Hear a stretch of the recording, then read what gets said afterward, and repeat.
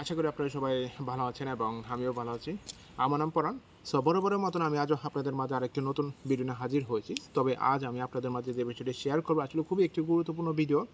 যারা বর্তমানে রোমানিয়াতে রয়েছেন এবং রোমানিয়ার প্রবাসী হিসাবে অনেকেই ইচ্ছা প্রকাশ করতেছে তাদের ফ্যামিলি মেম্বার বা তাদের সন্তানকে আনার জন্য। অনেকেই আছে।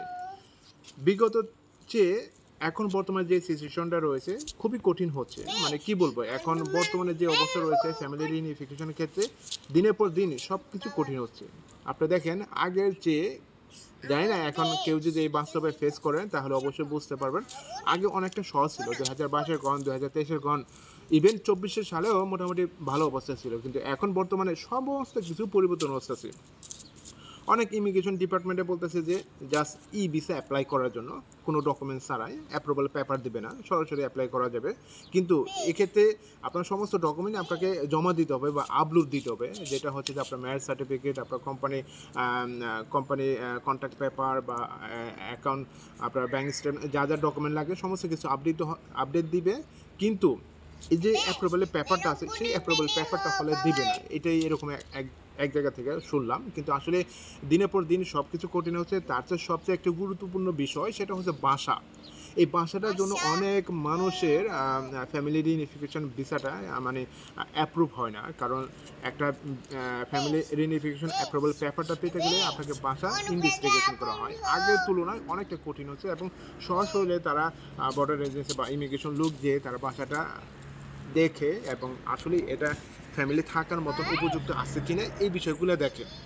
তাছাড়া এখনও কম বেশি হচ্ছে ইন্ডিয়া ভিসা হচ্ছে, অনেকেই নানা রকম কথা চিন্তা ভাবনা করতেছে এবং এখন পর্যন্ত আমার এই কানে শুনি না যে ফ্যামিলি ভিসা রিজেক্ট গেছে। কিন্তু সবগুলো বিষয় হচ্ছে, কিন্তু হওয়ার পর হলে অনেক মানুষ এখানে থাকে না। এটা হয়তো আপনি আমার কথা বলবেন যে ভাই আপনি তো এখানে নাই, ঠিক আছে, কিন্তু অনেকে থাকে না কারণ পরিস্থিতির শিকার হয়। সবাই চায় তার ফ্যামিলি মেম্বার নিয়ে বা বউ বাচ্চা নিয়ে এখানে থাকার জন্য, কিন্তু পরিস্থিতির শিকার হয়ে এবং কোনো কিছু না করতে পেরে চলে আসে। আবার অনেকে পরিস্থিতি যদি ভালো থাকে তাহলে অবশ্যই থাকবে। কিন্তু যাই হোক, এখন পরিস্থিতিতে ওইটা বলতেছি না, কিন্তু এই যে ফ্যামিলি রিউনিফিকেশনের যে বিষয়টা আছে, যদি পারেন, আরও যদি ইচ্ছা থাকে এই 2025-এর মধ্যে অ্যাপ্লাই করার চেষ্টা করেন, কারণ দিনের পর দিন সমস্ত কিছু কঠিন হচ্ছে।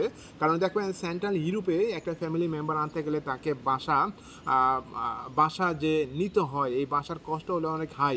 সেই সেই রুলসটা এখন পর্যন্ত রোমানিয়াতে নাই। বিশেষ করে বাসাটা হচ্ছে সবচেয়ে গুরুত্বপূর্ণ। দেখবেন সেন্ট্রাল ইউরোপে ফ্রান্সে কন, ইটালি কন, অনেকেরই হলে টিআরসি কার্ড আছে, কিন্তু তারা হলে সঠিকভাবে আনতে পারে না। কিন্তু সঠিকভাবে না আনার কারণ হচ্ছে কি, তারা বাসা এবং একটা বাসা নিতে হয়, কারণ একটা বাসা, ফ্যামিলি বাসা ভাড়া নিতে হলে 1000 ইউরো লাগে। কিন্তু 1000 ইউরো নিয়ে আপনাকে এটা দেখাতে হবে, তারপর হচ্ছে কাগজ বের হবে, তারপর হচ্ছে আপনাকে অ্যাম্বাসি পাঠাতে হবে। এরকম প্রসেস করতে করতে প্রায় 8 থেকে 10 মাসের মতন চলে যায়। কিন্তু এই 10 মাসে প্রায় 10,000 ইউরো আপনাকে ইনভেস্ট করতে হবে, অথবা আপনার নামে কন্ট্যাক্ট করতে হবে। কিন্তু আপনার তো খালি ভাড়া নিলে হইব না, হয়তো আপনার নামে ওইটা 2 বছরের জন্য কন্ট্যাক্ট নিতে হবে।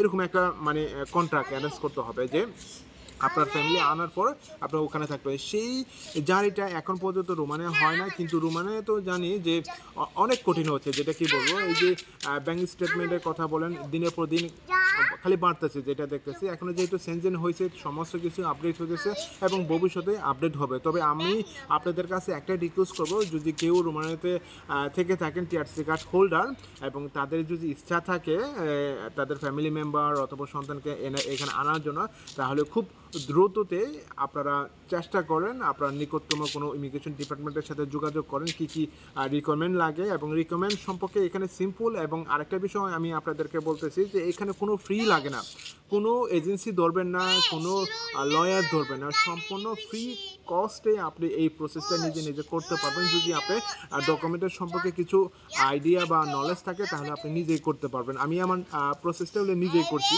তাছাড়া আমার আশেপাশে কিছু কলিগও আমারটা দেখে করছে। তো যাই হোক, এখন পরিস্থিতির শিকার হয়ে অনেক জায়গায় অনেক কিছু আপডেট হচ্ছে এবং সব ইমিগ্রেশন ডিপার্টমেন্টে এক না, এটাও আমি বললাম।